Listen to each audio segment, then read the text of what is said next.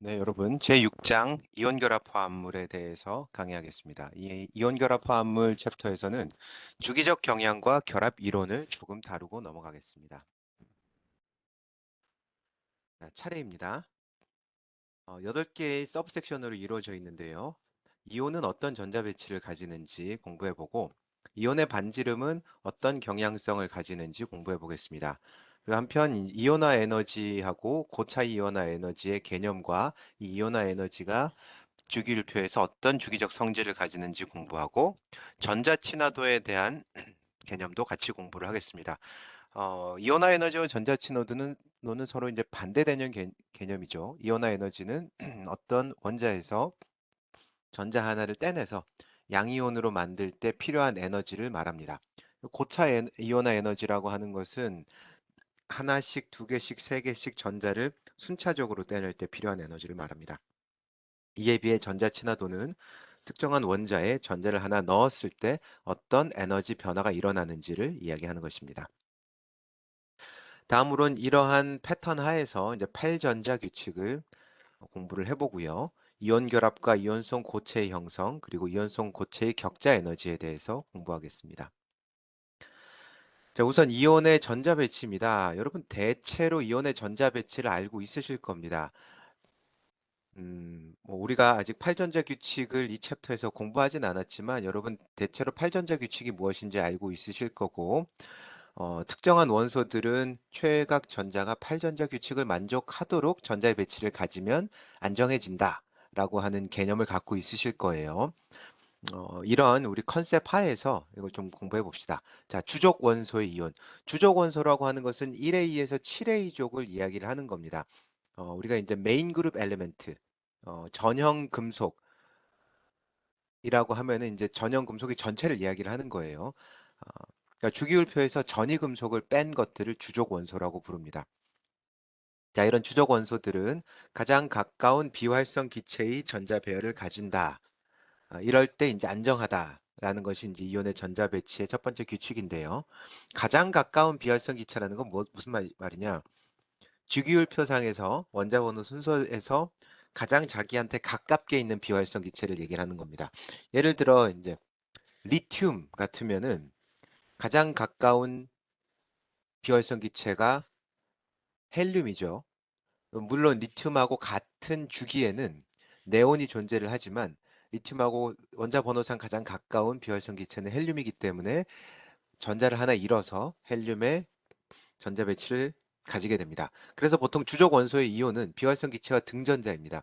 예를 들어 이제 소디움의 경우에는 이제 3주기의 첫 번째 원소인데 1s2, 2s2, EP6, 3s1의 전자 배치를 가지지만 여기서 3s 전자가 하나 빠지게 되면 네온과 같은 전자 배치를 가지게 돼서 네온이라는 비활성 기체와 등전자 이온이 되는 것입니다.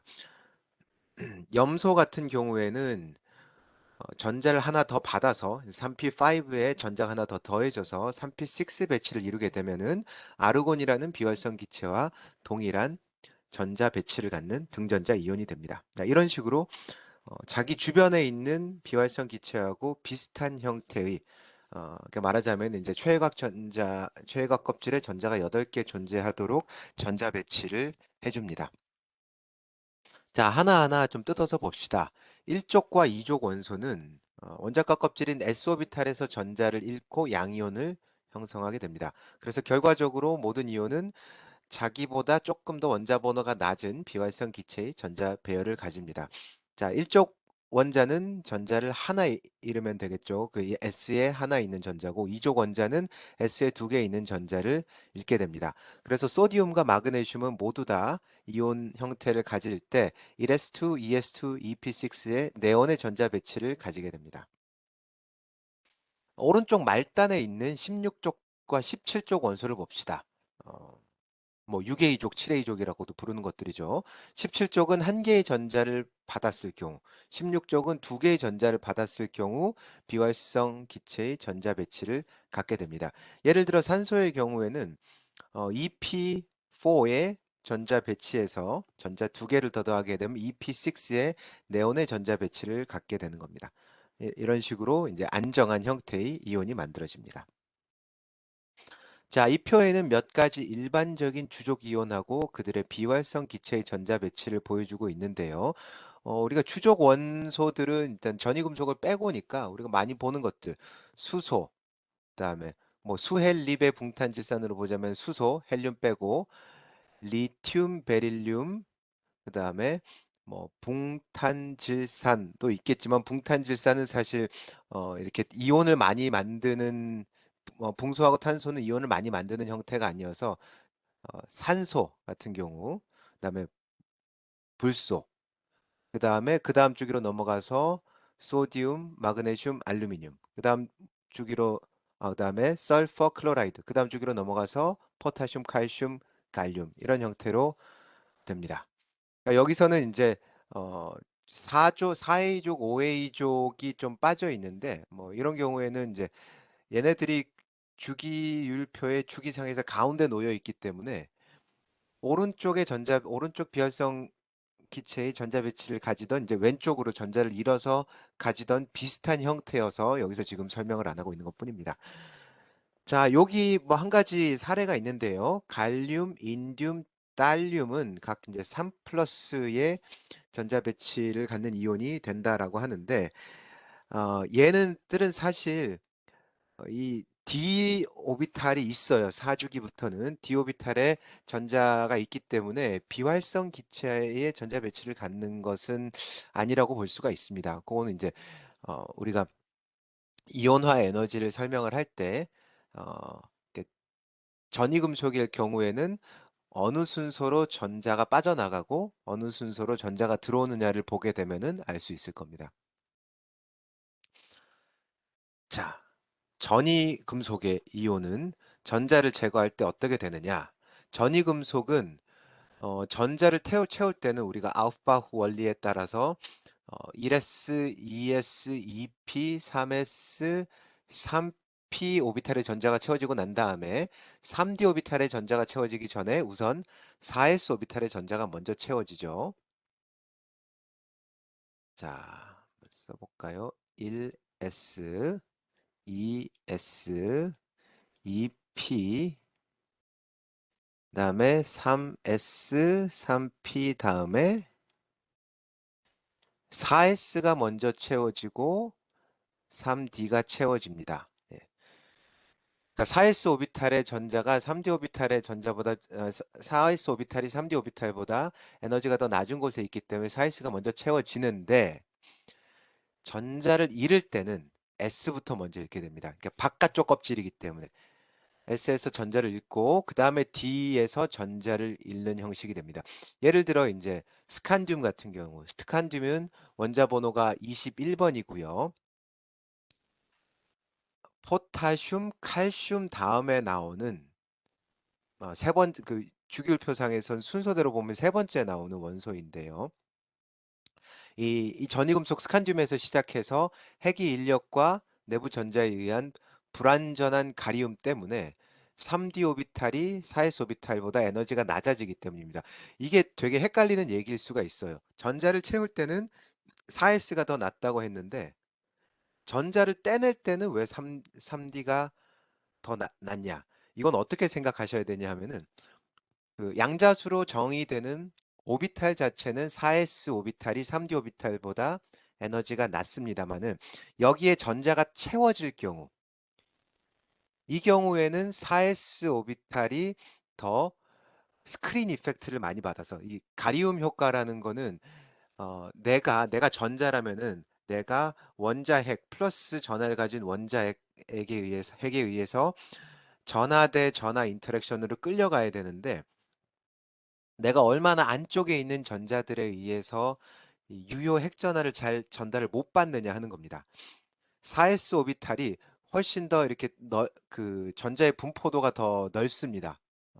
그 확률 밀도 함수를 계산을 해보면 훨씬 더 넓은 위치에 존재할 수 있기 때문에 외부에 존재할 때 내부에 존재하는 전자에 의해서 가려집니다. 그래서 3d 오비탈은 어, 확률 밀도 함수를 그리면 조금 더 내부에 존재하기 때문에 가리움이 적습니다. 그래서 전자 자체는 3D 전자가 조금 더 안정하고 4S가 더 불안정합니다. 그런데 오비탈의 에너지 차원에서는 4S가 더 안정하고 3D가 조금 더 불안정한 겁니다. 그런 이유 때문에 이런 일이 생깁니다. 예를 들어 철 같은 경우에는 아르곤 전자 배치에 4S에 2개, 3D에 6개의 전자가 차 있어요. 4S에 전자가 먼저 차고 3D에 6개가 차지만 여기서 전자가 2개가 빠져서 Fe2 플러스가 될 때는 4S부터 먼저 빠져나옵니다.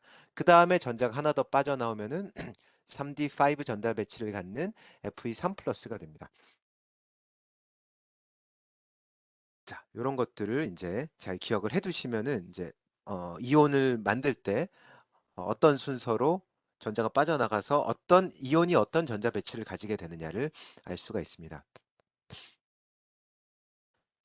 자, 전자를 채울 때, 전자를 채울 때, 그러니까 SC3 플러스의 전자를 채워서 SC로 만들 때, 이럴 때는 어떻게 되느냐? 이거는 이제 아우프바우 프린시플하고는 좀 다른 얘기가 되죠. 아우프바우 프린시플은 전자가 21개가 있다. 그러면은 어떤 식으로 전자를 채워 나갈까 하는 건데, 얘는 이제 이온이 되었을 때, 얘는 이제 스칸듐이에요, 일단. 스칸듐이 만들어져 있고, 스칸듐 3 플러스에서 전자를 채워 나갈 때는 이제 전자를 뗄 때의 역순위로 3D에 들어가고 그 다음에 4S에 들어가게 됩니다. 자, 이 이유는 3D 오비탈이 4S 오비탈보다 더 조밀하기 때문에 다른 전자가 3D 오비탈에 첨가되면은 전자 반발이 더 커지기 때문입니다. 그러니까 결국 이런 복잡한 룰을 아는 것보다 우리가 이온을 만들 때의 원칙하고 원자에 전자를 쌓아 넣을 때 원칙은 다르다고 생각하시면 됩니다. 원자에 전자를 쌓아 넣을 때는 오비탈 자체의 에너지만 고려를 해서 어느 오비탈이 더 에너지가 낮은지를 보면 되는데 전자들이 이제 좀 차 있는 상태, 원자가 되었을 때 전자를 떼내거나 이 안에서 이제 어, 그 전자가 조금 떼져 있는 상태에서 전자를 채워 넣을 때는 스크린 이펙트가 얼마나 영향을 받느냐, 가리움 효과를 먼저 생각을 하셔야 되고 떼낸 순서의 역순으로 채워 들어가신다고 생각하시면 돼요.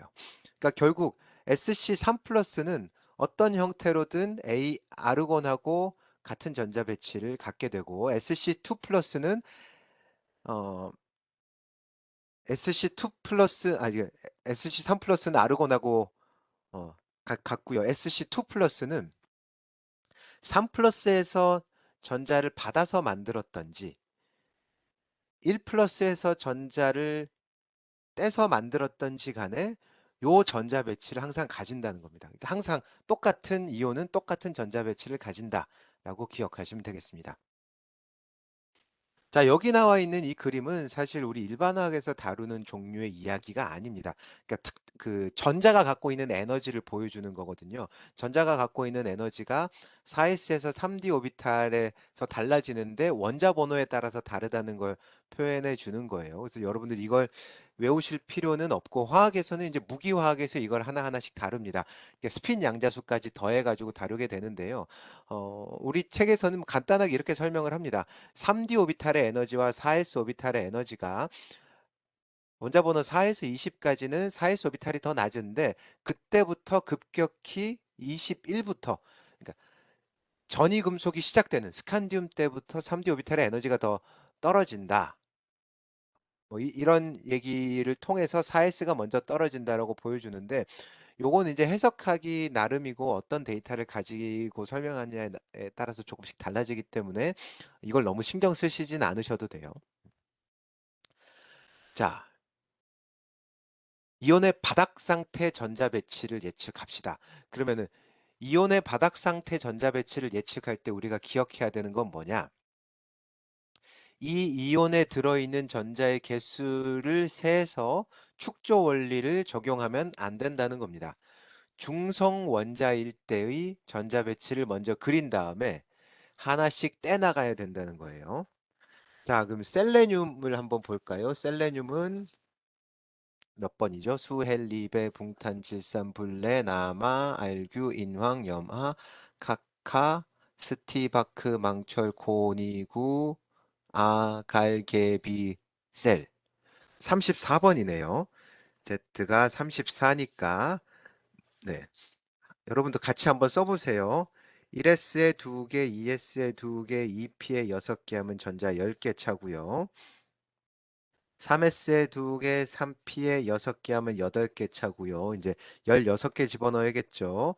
4S에 2개, 3D에 10개 하면은 12개 들어가고요.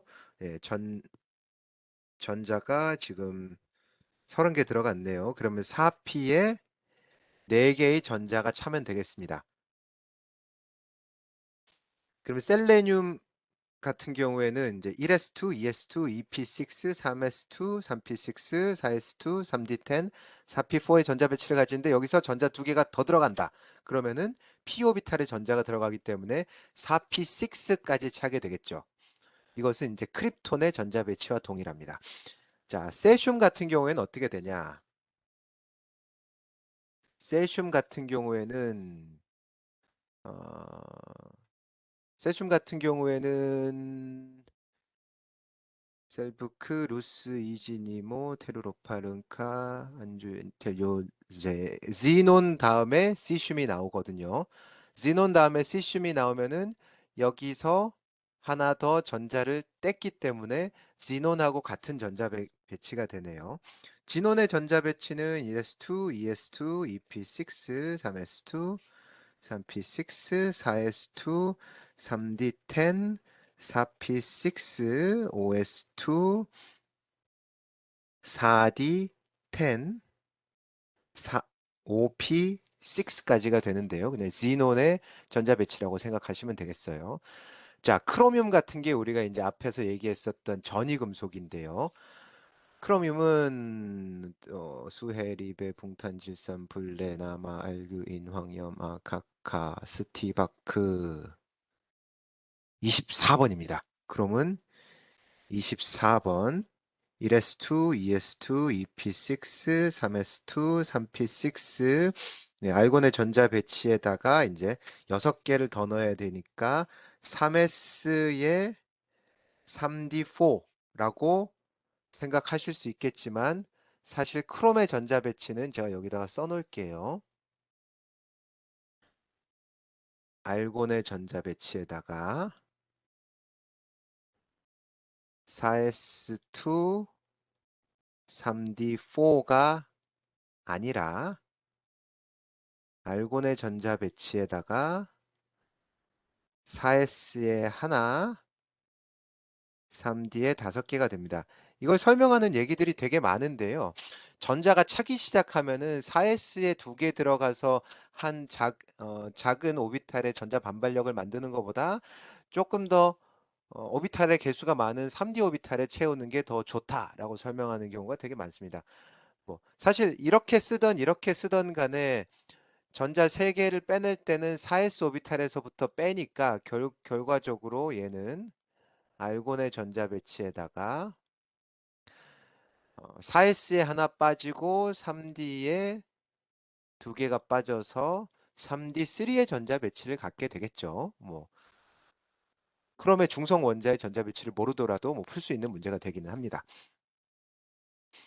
자, 다음 이온의 반지름으로 넘어가 보겠습니다. 이온의 반지름은 양이온이 됐을 때는 반지름이 좀 작아지고 음이온이 됐을 때는 반지름이 좀 커집니다. 왜냐하면 양이온이 됐을 때는 전자를 떼냈기 때문에 어, 그만큼 원자 핵이 전자를 끌어당길 개수가 줄어들어서 그러니까 유효한 핵전하가 더 커져서 더 많은 전자를 확 끌어당길 수 있기 때문입니다. 반대로 전자가 더 더해졌을 땐 반대의 개념이 생기죠. 더해지는 전자에 대해서는 유효한 핵전하가 주어지지 못하기 때문에 더 커진다. 라고 생각하시면 되겠습니다. 뭐 반대로 이렇게 생각하셔도 됩니다. 양이온의 경우에는 전자 껍질이 하나 줄어들어 버렸기 때문에 어, 반지름이 더 작아진다. 이런 식으로 생각하셔도 상관없습니다. 자, 음이온의 경우에는 더 커지고요. 그러면은 이런 이온의 상대적인 크기를 예측을 할 수 있겠죠. 다음 각 쌍 중 어느 원자 또는 이온이 더 클 것이냐. 설퍼랑 설퍼 2- 이온은 설퍼 2- 이온이 더 크죠. 클로라이드 마이너스 이온하고 아이오다이드 마이너스 이온. 네, 클로라이드랑 아이오다이드. 클로라이드보다 아이오다이드가 주기가 하나 더 높아요. 그러니까 얘는 껍질이 하나 더 많으니까 I-가 이온 반경이 더 클 겁니다. 니켈하고 니켈 2 플러스. 니켈 2 플러스는 전자가 더 제거가 됐으니까 양이온이 돼서 유효 핵전하가 더 크게 작용하니까 니켈보다 더 유효 핵전하가 커서 더 크기가 작아질 겁니다. 그래서 큰 것은 니켈이 되겠습니다. 자, 다음 이온화 에너지로 먼저 간단하게 이온화 에너지를 설명을 해볼게요. 이온화 에너지는 사실 이제 열화학적 개념이기도 하고 어, 뭐랄까 이제 바인딩 에너지 개념이기도 하고 여러 가지가 좀 복합적으로 나와 있는 개념이어서 이온화 에너지라는 데이터베이스를 물성을 이야기할 때 많이 사용을 합니다. 근데 그 데피니션을 어떻게 하느냐? 이게 중요해요. 기체 상태일 때 예. 보통 이온화 에너지를 얘기하라 그러면 원자에서 전자를 하나 떼는데 필요한 에너지라고 얘기를 해버리는데 어떤 원자인지를 디파인을 안 하고 있습니다. 여러분들이 이걸 정확하게 아셔야 되는 게 이런 문제들이 시험에서 OX 문제를 낼 때 혹은 괄호를 비워가지고 단답형으로 낼 때 가장 많이 틀리는 것 중에 하나입니다. 무슨 상태였지? 이거 별로 상관 안 하고 있잖아요. 근데 항상 모든 실험적인 데이터는 어떤 조건에서 실험을 하느냐가 중요하기 때문에 어떤 상태인지가 중요합니다. 기체 상태인 걸 아셔야 돼요. 그리고 중성인 원자 혹은 이온으로부터 꼭 원자가 아니라도 돼요. 이온으로부터 떼도 되는데 이 하나의 그 원자로 이루어진 이온이나 원자로부터 가장 높은 에너지, 그러니까 가장 먼저 떨어질 수 있는 에너지의 전자를 제거하는 데 필요한 에너지 양입니다. 그러니까 보통 전자는 원자 핵에 구속되어 있기 때문에 전자를 떼어내려면 에너지가 들어갑니다. 이거는 반응상으로는 흡열 반응이 됩니다. 예를 들어 이제 수소 원자에 있는 전자는 이거 뭐 보호도 계산을 했었고 뭐 리드베리도 계산을 했었던 건데 수소 원자에 들어있는 전자 1s 오비탈에 있는 전자 하나는 1몰당 1312kJ의 아주 강한 에너지로 속박이 되어 있거든요. 그러니까 수소에 대한 1차 이온화 에너지는 1312줄 킬로줄 퍼 몰이 됩니다. 이 이온화 에너지는 오른쪽으로 갈수록 증가하고 아래쪽으로 갈수록 감소합니다. 왜 오른쪽으로 갈수록 증가하느냐? 오른쪽으로 갈수록 더 양성자의 숫자가 같은 전자 껍질 내에서 양성자의 숫자가 많아져서 유효 핵전하가 커지기 때문에 전자에 대한 구속력이 크게 작용하기 때문입니다. 아래쪽으로 갈수록 왜 감소하느냐? 아래쪽으로 갈수록 전자 껍질이 하나씩 더 늘어나기 때문에 그 바깥쪽으로 쌓여 있는 전자들이 원자 핵으로부터 받는 구속력이 작아지기 때문입니다. 자, 이온화 에너지는 주기성을 갖는데요. 얘기한 것처럼 같은 주기 내선 대체로 올라갑니다. 근데 뭐 전이금속에서는 좀 왔다 갔다 합니다. 전이금속은 좀 빼고 생각을 하시는 게 좋아요. 이렇게 쭉 올라가는 추세는 확연하게 주족 원소에서 많이 보여줍니다. 그리고 비활성 기체에서 그 주기에서 가질 수 있는 최대값을 갖습니다. 비활성 기체는 가뜩이나 굉장히 안정한 전자 배치를 가진 거기 때문에 여기서 전자를 떼내기가 굉장히 어렵죠. 그래서 가장 높은 1차 이온화 에너지를 갖는 원소는 헬륨입니다.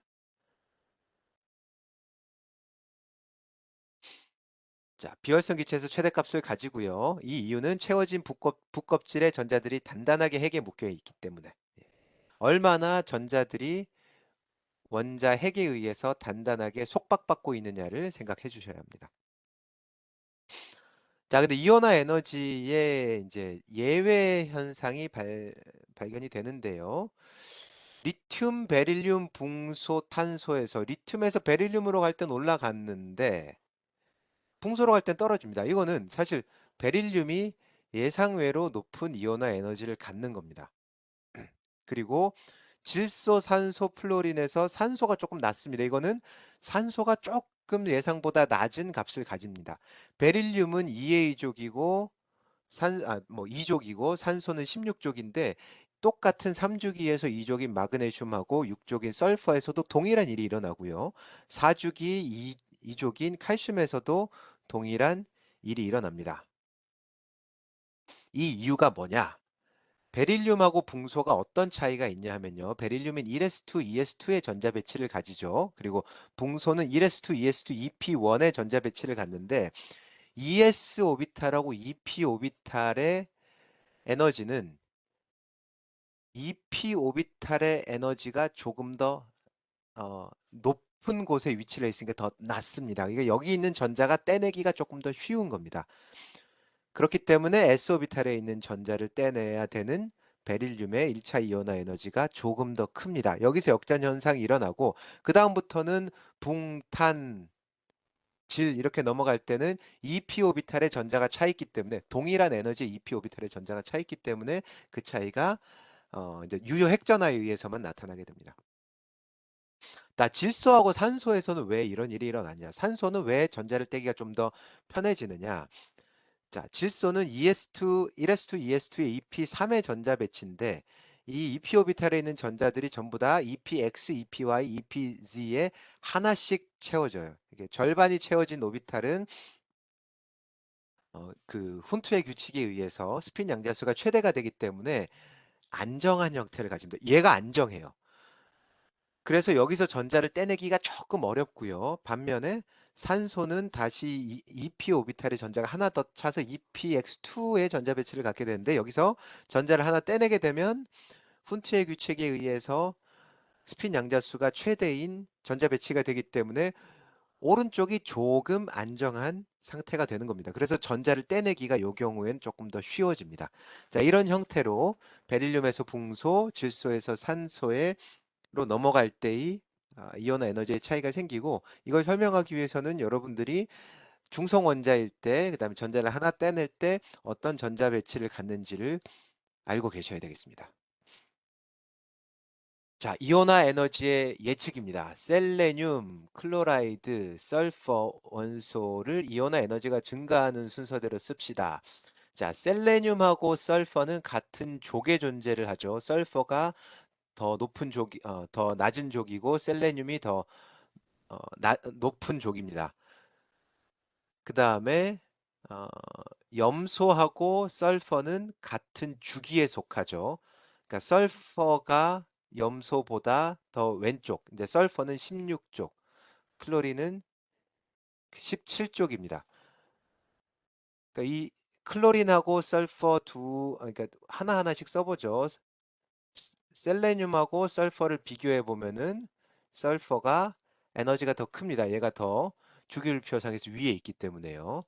클로린하고 설퍼를 비교해 보면은 클로린이 설퍼보다 더 같은 주기에서 오른쪽에 있기 때문에 이온화 에너지가 큽니다. 그러니까 결과적으로 셀레늄, 설퍼, 클로린 순으로 이온화 에너지가 늘어납니다.